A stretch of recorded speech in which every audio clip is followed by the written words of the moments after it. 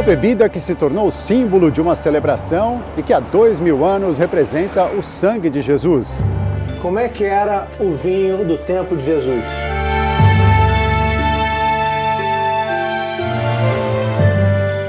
Certamente um vinho natural, sem artifícios, um vinho que era uva fermentada, com muita energia.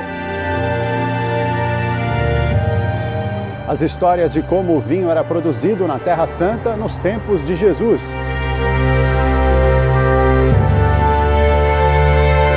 Eu estou vendo aqui na rolha que esse é um Syrah. Sim.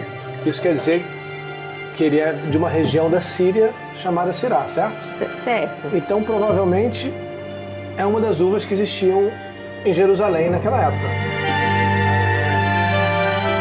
As mudanças de perspectiva depois de uma experiência de quase morte. Eu achei que ia morrer, então eu tive exatamente a sensação que em 3 minutos ou 5 eu não estaria mais nesse plano aqui. Só que eu estava naquela coisa maternal de eu parir 2 crianças. E você vai deixar eles porque você vai morrer. Não posso deixá-los, não é o momento. Hoje, no Expedições ao Sagrado.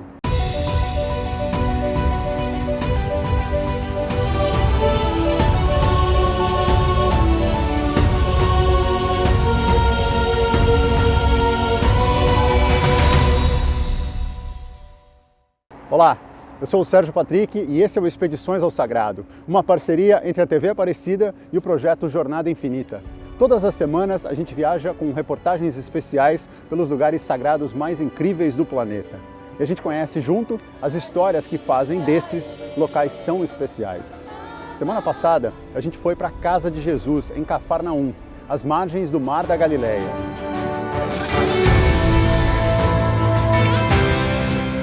Também para o Jardim do Getsemane, palco de acontecimentos importantes da vida de Jesus. Hoje, a gente segue viajando por lugares sagrados fascinantes, com histórias captadas durante expedições do projeto Jornada Infinita. Todo mundo pronto? Vamos viajar? Sejam muito bem-vindos. Esse é o Expedições ao Sagrado. Quando se fala em vinho, é comum que a gente pense em países como França, Itália ou Portugal, lugares onde a produção e o consumo da bebida fazem parte da cultura do país e do dia a dia dos cidadãos. E também porque esses países são exportadores e, portanto, têm os nomes historicamente associados ao vinho. Em qualquer lugar do mundo você encontra vinhos desses países. Mas não foi na Europa Ocidental que o cultivo de uvas e o uso da fruta para a fabricação começaram, nem no Oriente Médio. Também não foi nos tempos de Jesus, mas muito antes. Arqueólogos encontraram indícios de fabricação de vinho na Geórgia, antiga República Soviética, que fica no sul do Cáucaso, na Europa Oriental. Por volta de 6000 a.C., os povos da região descobriram a fermentação que transformava o suco de uva em vinho, quando enterravam o suco para preservação durante o inverno rigoroso. Para o cristianismo, 2 momentos da vida de Jesus marcaram a importância do vinho. No primeiro deles, o milagre de Jesus relatado nos Evangelhos, que foi também o início da vida pública dele. Jesus transformou água em vinho a pedido da mãe, Maria, para evitar que a bebida acabasse numa festa de casamento. O episódio ficou conhecido como Bodas de Caná. E também na última ceia com os apóstolos, um pouco antes de ser preso e crucificado. Jesus usou o vinho para simbolizar o próprio sangue, criar um ritual que marcaria a nova aliança com Deus. Um ritual que segue sendo repetido com vinho até hoje. Mas que vinho era esse que se tomava nos tempos de Jesus? A gente vai agora para a França conhecer mais sobre essa história com o Rodrigo Alvarez. Como é que era o vinho do tempo de Jesus?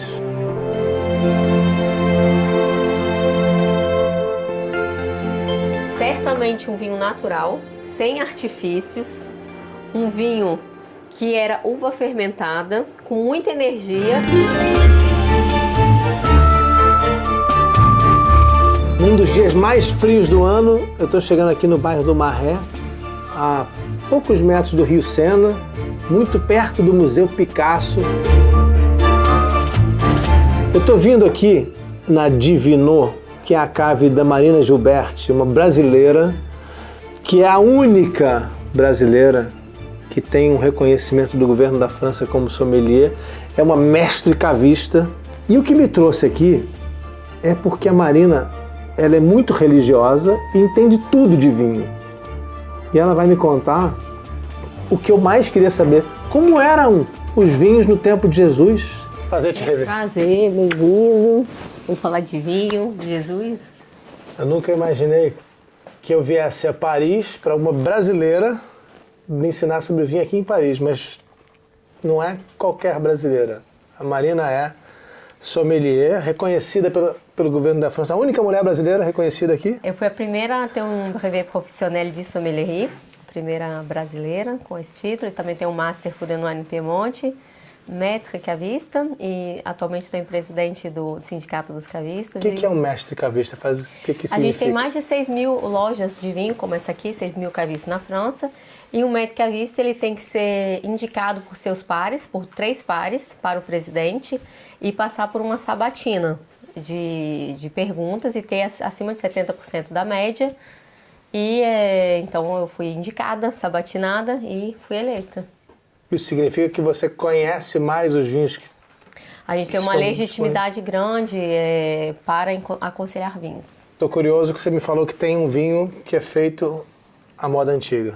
Exatamente, a gente tem alguns vinhos, um processo natural, que são feitos como a gente imaginaria aqueles vinhos lá da boda de Canaã, de séculos atrás, os primeiros vinhos que são contados centenas de vezes na Bíblia. É isso que eu vou tentar fazer você degustar aqui. E aqui você tem vinho do mundo inteiro? A gente tem vinho do mundo inteiro, mais de 1000 referências, com foco na França, mas passeando pela Itália, toda a Europa, Croácia, Alemanha, Grécia, alguns países, né, lontanos como Israel. Lontano revela o seu italiano. Ah, é verdade. Eu estou começando agora a percorrer o mundo, procurando histórias relacionadas ao sagrado, que são principalmente as relações do ser humano com Deus. E por uma razão que tem várias explicações diferentes, mas essa história muitas vezes esteve conectada ao vinho. Sim. Especialmente no cristianismo, também no judaísmo. Então eu queria entender de você, é a principal razão para eu ter vindo aqui hoje, como foi que o vinho foi se transformando na história e a importância que ele foi tendo ao longo da história dentro das religiões, especialmente no cristianismo. E você me disse, antes da gente se encontrar por telefone, você me falou que tem uma história relacionando o vinho francês, o melhor vinho francês, está ligado também à religião de alguma forma. Eu queria entender o que é isso. Muito. Bom, são assuntos infinitos, mas a gente vai resumir aqui. Aliás, a nossa jornada é infinita. Então, vamos lá. O vinho é um aprendizado diário e sem fim. Quanto mais você estudar, quanto mais você aprender, mais você vai se tornar humilde diante dele, exatamente por perceber que você ainda sabe muito pouco e que uma vida não é suficiente para aprender tudo. Nem para beber tudo que eu queria. Não vai dar. Como não vai dar para ler os livros, não vai dar para fazer tudo. Mas você escolhe.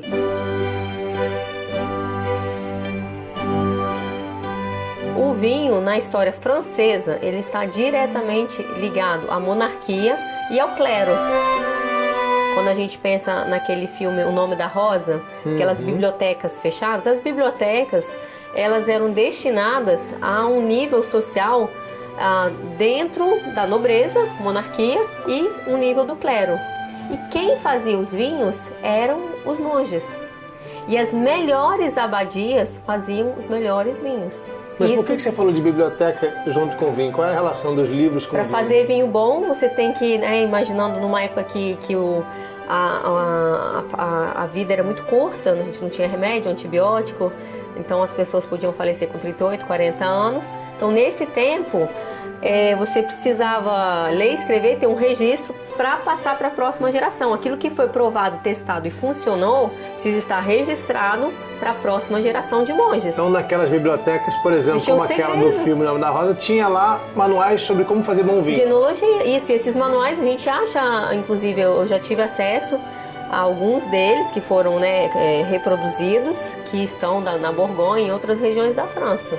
E se a gente fizesse hoje um vinho seguindo esse manual da Idade Média, por exemplo? Se a gente copiar esse manual, vai dar certo e a gente vai ter acesso a um vinho rústico, sem produto químico adicionado, porque a gente não tinha todas as substâncias químicas que hoje existem em função, né, para ser utilizado na enologia. Então, assim, o vinho tem mais de 70 produtos que podem ser adicionados, o vinho industrial, convencional, mas é um vinho fabricado, é um vinho muito maquiado. Eu não curto muito, mas é a realidade do mercado. E aí... O que você curte?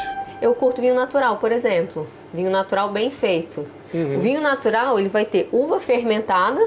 Então, a uva é uma fruta colhida no momento certo. Isso também é muito importante, qual o momento dessa colheita, com a uva madura. Para colher uva madura, corre esse risco, porque se chover no verão a uva apodrece, você perde o trabalho de 1 ano. E depois ela vai passar pelo processo de enologia. Então, ela vai ter que ser feita numa metodologia de acordo com a região onde ele está. E essa uva vai fermentar como o processo do pão. O pão e o vinho estão muito ligados. Porque isso é o vinho como deveria ser feito? Todo o vinho ele é feito assim. Até ali, todos os vinhos são feitos assim. A uva fermenta, então é um processo onde a frutose, que é o açúcar natural da uva, vai ser transformado em álcool, em glicerol. Então esse daí a gente chama de FA, facinho FA, fermentação alcoólica. Glicerol transformado, frutose transformada em glicerol. Açúcar em álcool, vinho. Processo da natureza. E qual é a diferença do vinho que a gente tem hoje fabricado aqui na França, no mundo inteiro, e o que se tinha 2000 anos atrás, por exemplo? É que hoje o processo de enologia pode acrescentar muitos artifícios para criar um sabor desejado. Eu quero um vinho mais fluido, eu quero um vinho mais alcoólico, eu quero um vinho menos ácido, mais ácido. Então eu posso acidificar, fluidificar, espessar, acrescentando goma arábica, acrescentando ácido cítrico, ácido tartárico. Posso acrescentar muitos produtos e alterar o produto final em função do que o consumidor deseja. Aí eu atendo um consumidor, mas eu tiro a realidade como ela é. Eu não tenho mais um produto genuíno. Então o paladar fica enganado. Tem gente fazendo vinho diferente, como antigamente? Tem muito. Inclusive a França, né? A gente está no número 1 no mundo vinícola, junto com a Itália. Todo ano um surpassa o outro em quantidade e qualidade, isso é ligado à tradição. E tem muitos produtores naturais aqui que fazem vinho dessa forma. É muito difícil, dá mais trabalho. E é mais caro também, demanda mais mão de obra. Porque a uva pode estragar, porque exatamente, pode perder a gente colheita, não tem proteção, né? Eu não tenho um conservante, eu peguei o risco da colheita, de dar um problema ali na natureza.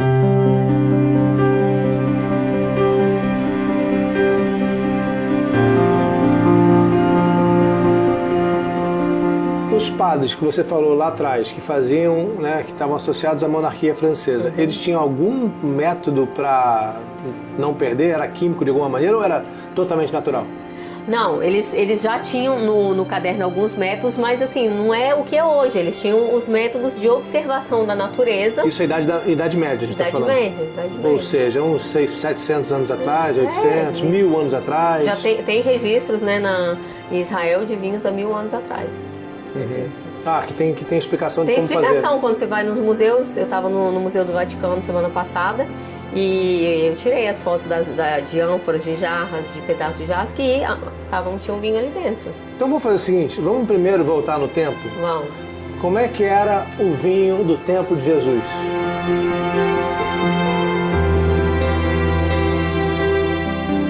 Certamente um vinho natural, sem artifícios, um vinho que era uva fermentada, com muita energia e também energia boa e energia da luta daquela época. Então cada garrafa é única, porque o vinho é vivo. Então você quer dizer que se era um tempo violento, o vinho tinha essa energia ele vai te deixar agitado. Se estava num momento calmo, numa colheita calma, que quem vinificou está muito bem, o vinho vai te trazer essa sensação também. E isso acontece hoje. Mas eu queria entender o seguinte, como era em termos agora de sabor? Como é que era o vinho do tempo de Jesus em termos de sabor? Então vamos provar esse vinho aqui. Esse aqui, eu posso dizer que eu estou provando um vinho do tempo de Jesus? Esse é um vinho feito em terracota, sem artifício. Ele é feito na França, no Rhône, no sul. A Marina é muito chique. Terracota é barro, é argila. Exatamente. Então o vinho de Caná era parecido com esse? Se fosse branco, é parecido com esse. Então a gente tem que provar um tinto, porque eu acho que o de lá era tinto. Vamos provar os dois. Saber. Saúde.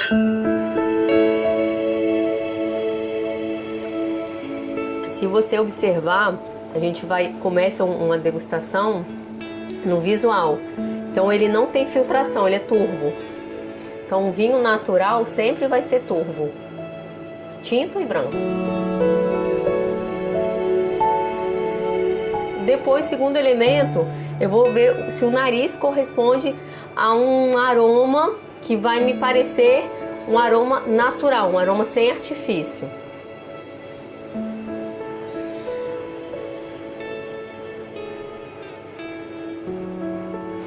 Quando você agitar assim, você vai perceber alguns etéreos, né, que sobem com a oxigenação. Eu sou muito ignorante se eu disser que tem algum cheiro de enxofre aqui. Não, pode.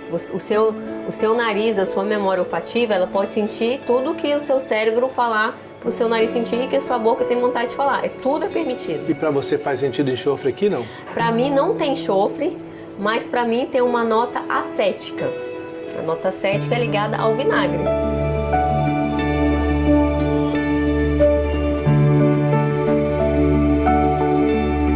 Eu tô achando sensacional, sensacional.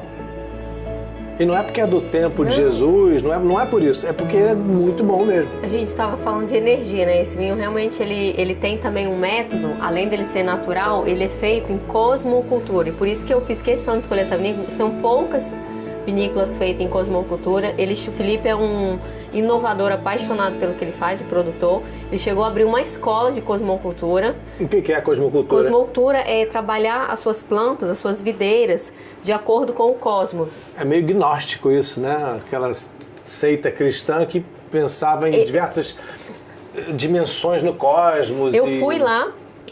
Dormi lá na casa dos pais dele.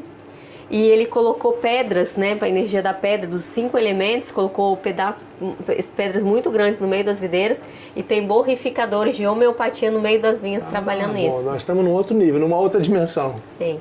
E aí eu perguntei para eles, o pai dele estava lá nessa época, eu falei pro pai dele por que ele fez isso. Então ele falou assim, olha, eu não gosto muito de televisão, na minha época não tinha internet, então eu tinha que inventar alguma coisa para fazer um vinho melhor. Então eu fui atrás de outras ciências para fazer esse vinho melhor. Então ele me contou isso, o pai dele.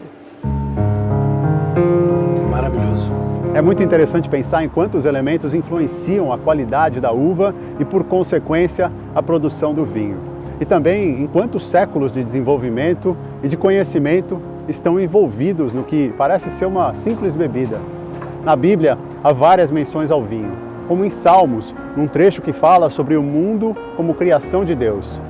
Ele rega os montes desde as suas câmaras, e a terra farta-se do fruto das suas obras. Faz crescer a erva para o gado e a verdura para o serviço do homem, para fazer sair da terra o pão e o vinho, que alegra o coração do homem, e o azeite que faz reluzir o seu rosto, e o pão que fortalece o coração do homem. Já em Provérbios, a menção ao vinho faz referência aos efeitos que a bebida pode ter. O homem que anda desviado do caminho do entendimento, na congregação dos mortos repousará. O que ama os prazeres padecerá necessidade. O que ama o vinho e o azeite nunca enriquecerá. Daqui a pouco a gente vai voltar para a capital francesa para ver a segunda parte desse especial sobre o vinho nos tempos de Jesus. Até já! Se você quiser conhecer meu curso Jesus, a Luz da História, é só você entrar no rodrigoalvarez.site. No ano de 1309, a sede da Igreja Católica foi transferida para a cidade de Avignon, na França. A mudança foi feita pelo Papa Clemente V e provocada pelo clima de instabilidade em Roma e também pela insistência do rei francês Felipe IV. Por 68 anos, Avignon foi a sede da Igreja Católica, onde 7 papas seguidos lideraram seus fiéis. Quando João XXII assumiu o papado, em 1316, ele escolheu uma região próxima de Avignon para a produção dos vinhos que tomaria, hoje conhecida como Châteauneuf-du-Pape, ou o Castelo Novo do Papa, que fica a apenas 20 quilômetros ao norte de onde moravam os papas. A produção de uvas era tradicional nessa região desde os tempos dos primeiros assentamentos gregos. Até hoje, essa pequena região é responsável pela produção de alguns dos vinhos mais apreciados da França, carregando com a bebida toda a história das décadas de papado na região. Châteauneuf-du-Pape foi também a primeira região a desenvolver a apelação de origem controlada, conhecida pela sigla AOC, que estabelece regras no processo de produção para que o nome possa ser usado na comercialização. Então a gente vai voltar agora para a capital francesa para ver a segunda parte desse especial incrível sobre o vinho nos tempos de Jesus. O normal é degustar o vinho fazendo degustação analítica, que a gente chama de DA, que é o comum. Mas existem degustações muito mais profundas que isso. Então a gente tem a DI, que é degustação intuitiva, e nessa degustação intuitiva a gente prova com a taça negra, a taça preta e com os olhos fechados, e aí a emoção ela fica muito mais palpável. O vinho pode ser insuportável para algumas pessoas com os olhos fechados, ou pode ser maravilhoso.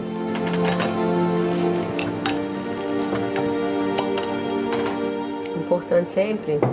Por que você cheirou a rolha? Eu cheirei porque a rolha ela é feita de cortiça, um material orgânico, é a casca de uma árvore. E se tiver uma bactéria, tiver o TCA, ela pode estar contaminada e o aroma ir inteiramente para o vinho, danificando o vinho. Então, muito importante sentir esse cheirinho. Ela está super sadia. Mesmo que não esteja toda vermelha, você vai cheirar? Sempre eu vou cheirar. E aí aqui, por acaso, eu abri. E aí tem algumas coisas, né? Aqui eu tenho um nome, que é uma das marcas de mais garantia que eu vou ter, então eu já olhei essa marca, esse label, da rolha. já sei assim, não, probabilidade 0,01%. As rolhas são de Portugal? Portugal, Espanha, Sardenha. Isso aqui também é uma coisa bem bacana de se analisar. Esse vinho não recebeu nenhuma invasão de oxigênio, a rolha está na cor natural e a única parte tinta está aqui, então é um fator de qualidade 100% qualitativo. Quando essa parte do vinho tinto ela vaza um pouco para cá, eu posso ter a entrada de oxigênio na garrafa alterando o vinho negativamente. Eu aprendi a chamar isso de bouchonnet. Bouchonnet. Bouchonnet. Bouchonnet. Bouchonnet. Que quando o vinho vai subindo, aí estragou. Quando ele está estragado, o vinho está bouchonnet. E você pode devolver a garrafa. Sem ficar com vergonha de devolver. Devolve mesmo. Você devolve, assim, muito gentilmente e explicando com técnica por que você está devolvendo. Porque você não pode falar, não gostei do vinho, entendeu?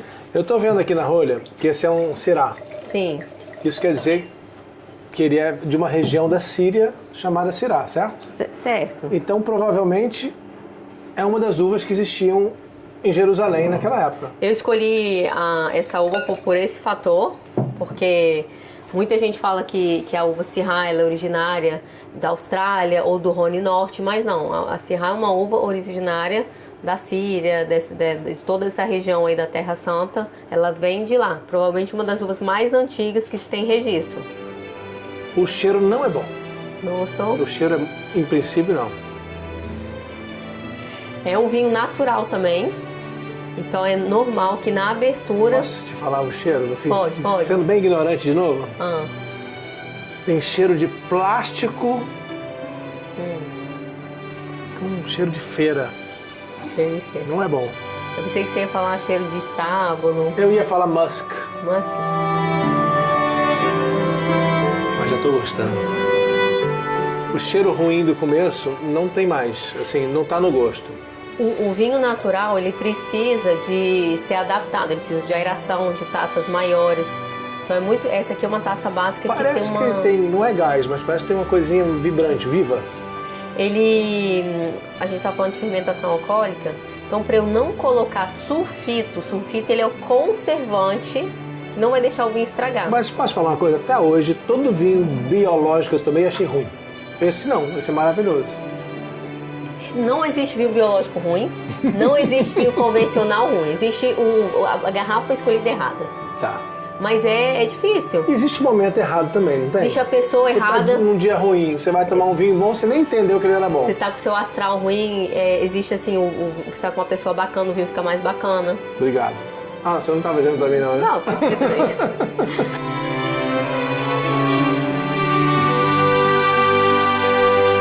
Vamos lá, uma questão que sempre surge. O vinho tem que ser na temperatura ambiente. Ambiente de onde?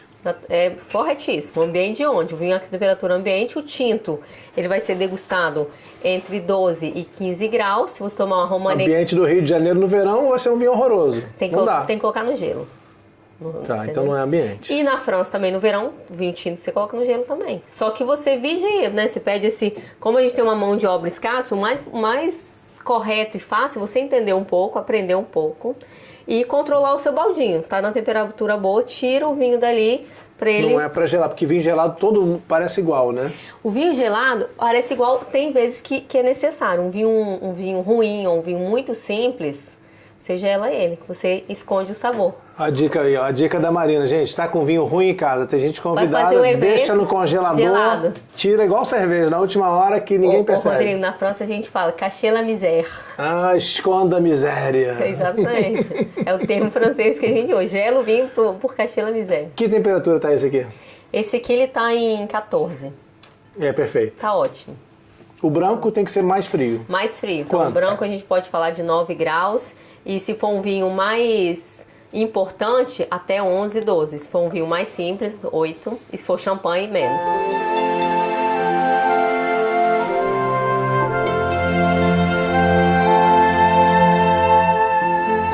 Marina, você acha que o vinho das bodas de Caná era parecido com esse? Poderia ser essa uva, por exemplo, por isso que eu escolhi. A uva a gente já quase concordou que tinha grande chance, mas e o estilo do vinho também era parecido? Era. Mais aguado? A gente não ia ter... Aqui eu peguei um produto, um Syrah natural, feito por um jovem produtor, que tem muita paixão pelo que ele faz, numa quantidade mínima. Então eu tô aqui provando um vinho que foi feito em uma barrica apenas, 274 garrafas. Não acredito. Tá Então, aqui. esse é muito caro. Ele não é muito caro, é a gente que tem uma seleção muito importante. Foi feito pelo Júnior, olha lá, JR. E é mesmo, é Jeremy. Jeremy, quanto custa essa garrafa? É 30 e poucos. Poxa, mas ele fez só 270. É, mas ele tem uma outra que custa 500. Opa, ele é esperto. Marina, você concorda com o que disse o servente nas bodas de Caná? O servente disse pro noivo, poxa, você serviu o vinho bom no final. Normalmente as pessoas botam vinho bom no começo, quando todo mundo tá bêbado, você dá o vinho ruim. Esse é o melhor método? Como foi um milagre aí, eu vou concordar, mas hoje em dia a sommelierie francesa, ela diz isso, o vinho tem que ser crescente. Ah, é o contrário? É o contrário. Mas então a pessoa já comeu, já tá cansado, aí que vinho bom? Mas aí você tem licença, pode fazer o que você quiser. Então, por exemplo, eu, Marina, falando com você, eu falo assim, aproveite a limpeza do seu paladar para pegar o melhor logo. Que você não sabe no final. Eu concordo. E grandes chefes franceses, não todos, muito poucos, você pega o amuse-bouche, às vezes ele coloca uma trufa, um homard. Amuse-bouche é o quê? Amuse-bouche é o diverte-boca, que é na gastronomia francesa, as grandes mesas, os chefes 3 estrelas, estrelados, você chega e antes da entrada do prato chegar, ele te traz uma coisinha para divertir o paladar. Também conhecido como entretenimento bucal. É isso? É. E aí, nesse momento, chefes 3 estrelas costumam investir num produto muito nobre, num caviar, numa lagosta, mas chefes, às vezes, muito bons, colocam um pedacinho de pão com alguma coisa que eu acho errado, eu falo, poxa, você acabou de sentar, sua expectativa tá alta, então vamos aproveitar esse paladar limpo para aproveitar, porque na hora da sobremesa você tá cansado, você já tá satisfeito. Então, assim, a regra do servente se viu melhor no final, ela é a regra francesa de sommelierie, mas eu gosto do que ele falou, assim, começa bem... Não, na verdade, ele falou o contrário, ele falou que todo mundo serve o melhor primeiro e quando estão bêbados, dá o vinho ruim. Ah, tá. Que ele estava elogiando o noivo que naquele casamento o melhor vinho tinha aparecido no final. A regra é ir crescente, ou seja, começa bom, muito bom e excelente no fim. Essa é a regra da sommelierie. Eu não concordo. Então você concorda com o servente da época de Jesus, que tem que ser o melhor primeiro? Eu concordo que sim, porque as regras elas são feitas para você concordar ou não, né? Se pode ser uma regra, eu quero fazer ou não. Porque seu paladar estando limpo, e eu falo que a fome e a sede são os melhores, é o melhor tempero que pode existir. Então, assim, às vezes pode estar com a melhor comida do mundo, você está sem fome, não adianta. Você pode ser o melhor vinho do mundo, você está com ressaca, também não vai adiantar. Então, fome e sede é o melhor tempero. Então, no início é muito importante. E também outra regra, que é nunca dê pérola aos porcos. O que quer dizer isso no nosso caso aqui? Vinho bom para quem aprecia. Então você não vai abrir uma garrafa excepcional para um bebedor de cerveja ou para alguém que está começando. Ele também tem que preparar o paladar dele para aquele vinho especial. Só para explicar aqui, né? Por que no Milagre de Caná, por que o vinho bom no final, né, é tão simbólico? Porque é entendido pelo cristianismo todo, né, desde muitos anos atrás, como Jesus sendo o vinho bom. Né? A boa notícia que Jesus traz, né, a boa nova que Jesus traz é o vinho bom. E aí, por isso esse milagre é tão simbólico. Por isso que ele é tão lembrado, né, porque fala-se de um mundo antes e depois de Jesus. O vinho ruim e depois o vinho bom. Né? A transformação da água em vinho. Aquilo que não tinha gosto de nada em algo maravilhoso. E o vinho tem muitos outros aspectos envolvidos, que assim, a videira, ela representa a reprodução do ser humano, a vida eterna. Então ela tem um genoma, ela é um vegetal, mas ela tem um genoma muito parecido com o ser humano. E quando a gente vai olhar toda essa parte aí da história, você vai ser oferta para você o quê? Um vinho ou um vinagre? Entendeu? Então quem merece um vinho, quem merece um vinagre? Né? Eu mereço mais um pouquinho desse vinho. Merece.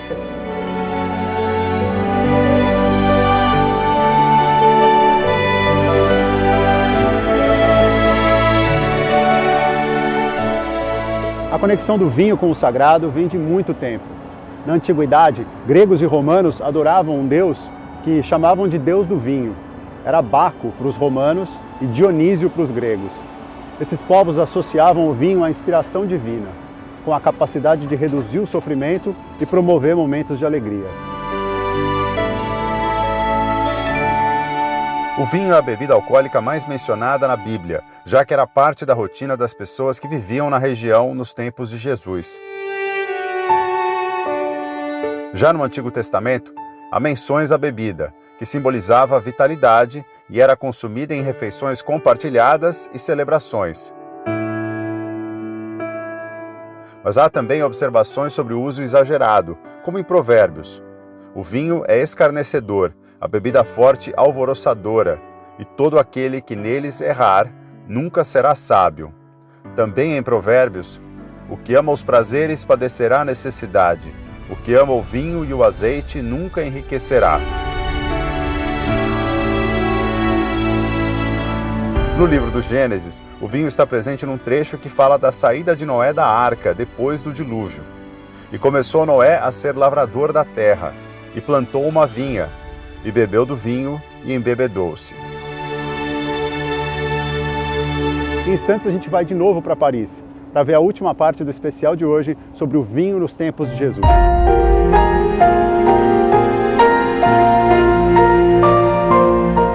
E aí nesse momento eu já entrei em convulsão, oxigênio, e aí só que eu ainda lembro de eu estar assim, como fosse uma espécie de um túnel onde meu pai, que é morto, estava no teto. Como fosse assim, tô aqui, tá tudo bem. Olhando pra você. No teto assim, falando, tô aqui, tá tudo bem. Expedições ao Sagrado, volta já. Papo de domingo, sempre às 3 da tarde, para falar sempre de um tema incrível sobre religião, aqui no YouTube do Jornada. A relação do vinho com a religião vai além do uso da bebida em rituais como a Eucaristia, por exemplo. Na Idade Média, o cultivo de uvas e a produção de vinho ficaram fortemente associados com ordens religiosas na Europa Central e Ocidental. Os beneditinos se destacaram pela forma como colocavam as vinícolas próximas às abadias e aos mosteiros. E com isso, eles foram fundamentais para a produção de vinho em países como França, Itália e Alemanha durante todo o período medieval.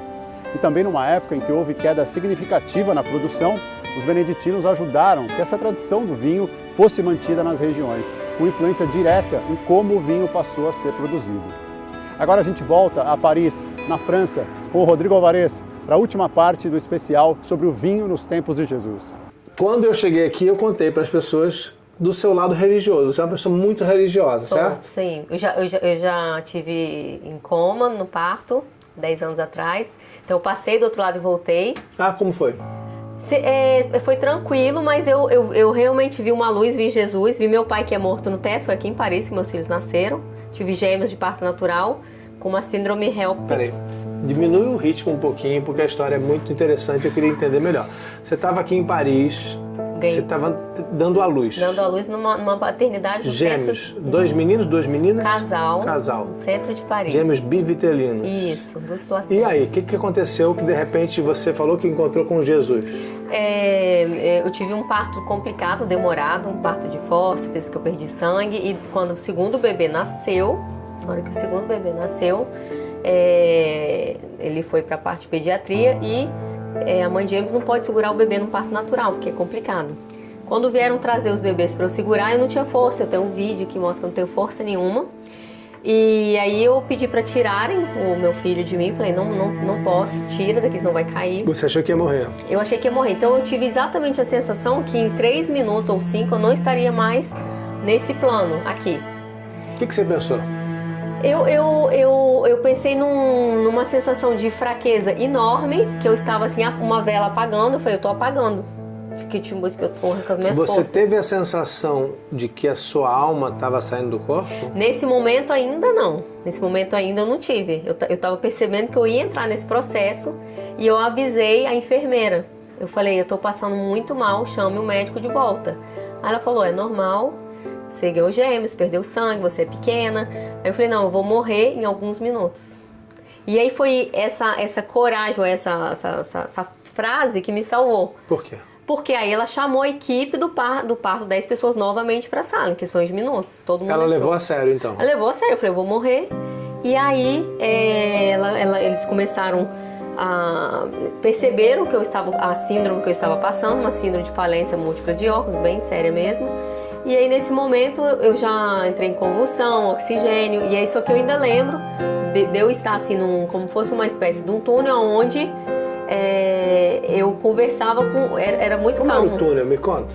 Não, uma passagem de luz, mas eu vi a sala do hospital. Eu estava ali naquela sala. Você estava consciente? Não estava mais consciente como agora, era outro nível de consciência. De olhos fechados ou abertos? De olhos fechados, com uma luz. Meu pai, que é morto, estava no teto, como fosse assim, tô aqui, tá tudo bem. Olhando para você? No teto assim, pronto, tô aqui, tá tudo bem. E só que eu... Tava naquela coisa maternal de eu parir 2 crianças. E você vai deixar eles porque você vai morrer?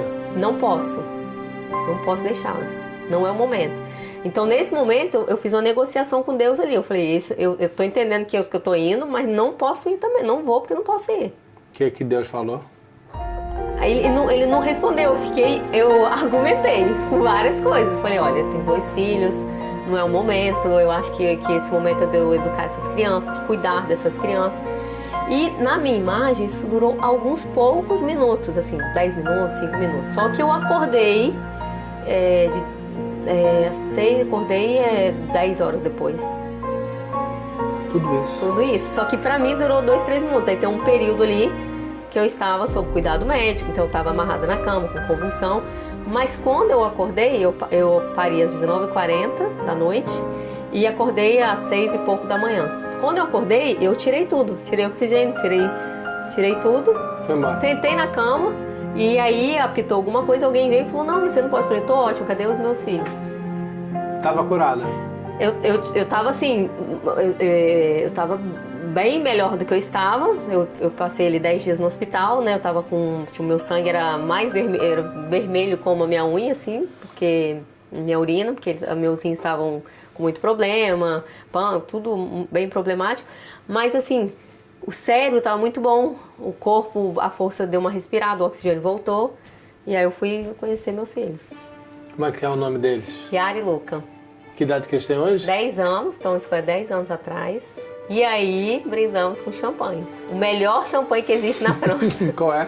Celos. Nunca ouvi falar. É muito pequeno, são apenas 50 mil garrafas produzidas por ano, é muito raro. Você contou isso quando eu te perguntei sobre a sua religiosidade. Porque isso te faz acreditar na religião. Mas você já era religiosa antes? Eu já era, tanto que quando nesse momento, meu pai tinha Maria também. Tinha Maria, mãe de Jesus, estava ali na sala também. E quando eu voltei para outra sala, para a sala normal, que não era a sala de parto, a enfermeira veio com o santo, São Francisco, que é São Francisco, eu peguei numa cidadezinha no Alto de Assis, na montanha onde ele era tentado pelo diabo. Pegou como assim? Eu fui na capela. Você foi lá? Fui com meu pai, quando ele estava doente. Antes. Meu pai faleceu, a gente tentou algumas peregrinações com religiosidade. Eu peguei esse papel num lugar que chama Boca do Diabo, onde o diabo tentava São Francisco. Peguei lá na capelinha e levei para o parto esse papel comigo. E aí ele ficou na minha cama de parto e a enfermeira trouxe. Ele falou, olha, esse papel tá na nossa cama de parto. No dia seguinte, aí eu falei, nossa, obrigada. O que você acha que aconteceu? Eu acho que tem a fé, ela me salvou. E a fé é uma vontade, né? Uma vontade e uma crença. Você crê que você tem que viver. Então eu acho que essa oportunidade de continuar me foi dada nesse momento. E quando a gente fala de vinho, o vinho também ele é uma oportunidade de você ser feliz em muitos momentos, porque a vida ela não é fácil. Quando a gente olha a religiosidade, você vê a igreja geral, tá? Que seja o judaísmo, cristianismo, budismo, mostrando, né, o Calvário de Jesus. E mostra exatamente, não tem facilidade. Foi assim. Então a gente vai se espelhar no dia a dia. Onde que a gente pode procurar um escape saudável? No vinho. Mas não é no vinho no sentido da pessoa ficar fora de si, não é isso que você quer dizer? Não. Aliás, a sua disciplina ela sempre será a sua liberdade. Né? A nossa disciplina é liberdade. Você pode beber vinho sua vida inteira com disciplina, com parcimônia. Né? Então, se você tiver disciplina, você não precisa fazer nenhuma abstenção. Entendeu? Mas o vinho ele vem para aquele final do dia com a sua família, tomar uma taça para brindar o dia que deu certo ou o dia que foi difícil. Você precisa de uma alegria que vai vindo da vinho, que é videira, que é uva fermentada, um produto da natureza. Marina, para a gente terminar, eu queria te perguntar qual é o vinho que você mais gosta? Escolhe um, eu sei que é difícil, mas escolhe um. Ou pelo menos um tipo. O meu preferido hoje, porque a gente tem fases, meu preferido hoje eu acho que é o Pinot Noir na Borgonha, que a gente chama de, e por coincidência, os amantes do vinho chamam de Terra Santa. A Borgonha? A Borgonha, Terra Santa. Porque ela é uma terra de mistérios, o produto que sai dali é tão excepcional, é tão incrível quando você prova, que você pergunta pro produtor qual o segredo, ele fala, são mistérios. Então, os sommeliers, jornalistas, a gente fala, a Terra Santa é a minha preferida, é a Borgonha. Agora, teve muito vinho produzido por padre aqui na França. Você me contou, por exemplo, eu não sei se você falou de Gevrey Chambertin, não? Gevrey Chambertin, Romanée Conti, Bonne Romanée. Criados pelos monges, pelos padres? Toda essa região aí da Borgonha, ela foi, a nomenclatura foi dada pela monarquia e pelo clero. Foi o clero que fizeram a nomenclatura de climat, a noção de climat, a noção a questão de origem controlada, essas coisas? Antes disso, a origem controlada a gente fala do século XX, mas séculos atrás, o climat, ele é o nome da terra que vai dar, assim... Não é o terroir, não? Terroir é outra coisa, está ligado, mas o climat, ele em 2005 virou patrimônio da Unesco, patrimônio da região, da Unesco, por transmitir uma tradição. Então, assim, digamos que aqui nesse local aqui, tudo isso aqui é uma parcela de uma vinha.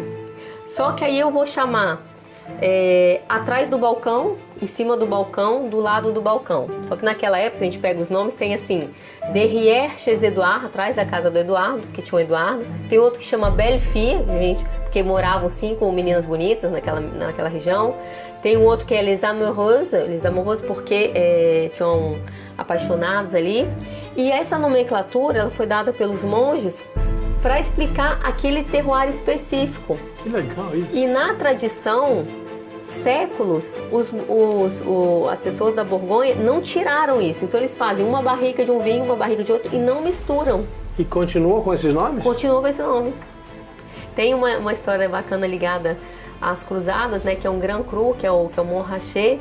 Tinha o senhor do Montrachet, que tinha proprietário das terras, que mandou um dos filhos para as cruzadas. E... Pausa, cruzada. Para quem não souber, cruzada, bom, já ouviu todo mundo falar, mas as cruzadas foram expedições militares feitas pelos cristãos na Idade Média, sempre com o apoio de reis e do Papa, para reconquistar territórios que tinham sido tomados pelos muçulmanos lá na Terra Santa. Porque até o ano 680 mais ou menos, a Terra Santa era controlada pelos cristãos e os peregrinos tinham acesso fácil. Quando houve a conquista árabe, no final do século VII, aí a Terra Santa passou para as mãos dos árabes e os cristãos passaram a ter medo de ir para lá. E as cruzadas foram para retomar a Terra Santa. Foi uma violência horrível, tá? Não estou defendendo ninguém aqui, não. Dos dois lados parecia um bando de carniceiro, um horror. Ninguém quer saber disso. Mas, você ia dizendo, na cruzada... Durante o período das cruzadas, né, os nobres tinham que mandar os filhos, como hoje tem que ir para a guerra. Ele mandou um dos filhos dele e... Porque até reis iam para as cruzadas, isso é importante dizer. Todo mundo tinha que ir. E era em Montrachet, que é um Grand Cru, um vinho branco, o vinho branco mais importante do mundo, é da Borgonha, um Grand Cru. E aí... Montrachet? Esse é o mais importante do mundo? Branco. É o vinho branco mais importante. E o tinto, qual é o mais importante? É o Romanée Conti. Tá bem perto ali. Um tá na Côte de Nuits, outro tá na Côte de Beaune. Bom, é tudo Borgonha. Tudo Borgonha. A gente que acha que Bordeaux é o top é porque gosta de vinho bold, né? Volta mas robusto. A gente fala que tem mais corpo, mas... O chique mesmo é o delicadinho Pinot Noir. Mas ele é muito pequena a Borgonha, né? Então ela não tem, por isso também talvez seja até... Alguma pessoa fala só Bordeaux, a quantidade é menor, mas a Borgonha é uma coisa à parte. E o filho dele voltou, né? Então voltou para lá e ele teve um irmão, o senhor do Montrachet, teve um caso extraconjugal, e aí os vinhos foram nomeados Batard Montrachet, bastardo. Tem um Grand Cru chamado Batard Montrachet. Alguns irmãos não aceitaram ele, mas o outro irmão aceitou. Aí tem um vinho do lado do Grand Cru que chama Bienvenue Batard Montrachet, que é bem-vindo, o irmão acolhe o outro. E isso está na história. E até hoje você vai tomar um Batard Montrachet, um Bienvenue Batard Montrachet ou um Montrachet. E Montrachet, do Patois, é os Montes Arrancados, que é em cima de uma montanha. Patois para mim é coisa lá da Bahia. O que é Patois? É a língua local daquela região. Dialeto. Aqui na França? Tinha essa língua? Tinha. A língua assim que hoje você não... Para nós pode ser, para nós em Paris o francês pode ser mais complicado, mas tem os livros dos monges, né, que traduz o que é Montrachet. Monte Arrancados. Arrancado. E por que os padres entendiam tanto de vinho? Será que é por causa do milagre das bodas de Caná? Será que é porque na última ceia Jesus serviu vinho? Historicamente sempre se bebeu vinho nos momentos das ceias, dos reencontros, né? A ceia que a gente vê, ela é uma dessas reuniões que foi mostrada, mas tradicionalmente servia-se vinho. Quando você fala religiosamente, né, do corpo e do sangue, ele é o pão e o vinho, que são produtos que existem desde sempre, então o trigo fermentado, uva fermentada.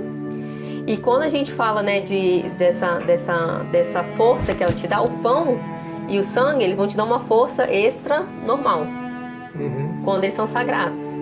Por isso e é gratuito, né? Nenhuma igreja você vai pagar por isso, nenhuma religião do mundo faz você pagar por isso.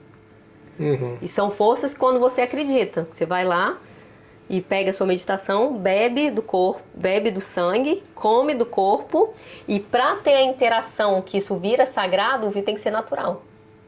Semana passada eu estava no Vaticano, eu fui à sacristia, atrás do vinho do Vaticano. Qual é? É de uma abadia, Trefontana, perto. Eu não tive tempo de ir até lá, mas a freira que cuida desse vinho não estava lá. Eu teria que ter ido pela manhã, mas eu descobri um pouco. Aí eles falaram, olha, é um vinho que não tem artifícios industriais, porque para funcionar sacro não pode ter parte industrial nele. Esse é o vinho que o Papa toma? Sim. E me deram o nome do local que é feito.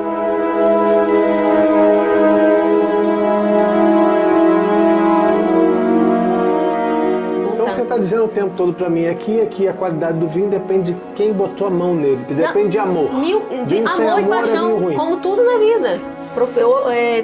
Se você não colocar essas duas qualidades no que você faz, não tem produto final que é bom. Amor e paixão. Isso, esses vinhos aqui, ó, o cara faz isso, você prova, você sente a energia que ele colocou ali dentro. E ainda vou até mais longe. O ano que alguma coisa de ruim acontece na vinícola, difícil o vinho estar excepcional, pode acontecer. A maior produtora de vinho da França, Madame Leroy, sócia da Romanée Conti, o ano que ela ficou viúva, o vinho é horrível. Ela desclassificou os vinhos dela. Ela tinha o Borgonha básico, que era um vinho de 30 euros na época, que hoje não é mais. E ela tinha os vinhos de Village, Premier Cru, Grand Cru. Ela desclassificou tudo em Village. Ela pegou o Grand Cru de 1.000 euros, 2.000, botou tudo aqui. Todos os vinhos esse ano, na morte do meu marido, que eu me tornei viúva, vão ser vendidos, que eu não vou arriscar meu nome. Então, produtores muito sérios, que têm também uma preparação econômica para isso, fazem isso ainda hoje. Então eu tô achando que aquela viúva Veuve Clicquot, ela tava muito feliz que o marido morreu, porque é ótimo o champanhe que tem nome de viúva, né? Não, tadinha. Eu acho que ela tava, acho que com a guerra ela tava esperando que isso acontecesse, entendeu? Ah, ele morreu na guerra? Foi. Isso eu não sabia. Então nós vamos terminar brindando com um vinho que talvez seja o mais parecido que a gente pode chegar hoje. Com o vinho de Canaã lá. O vinho de Canaã, das bodas de Canaã. Das bodas. Saúde. Saúde. L'Chaim.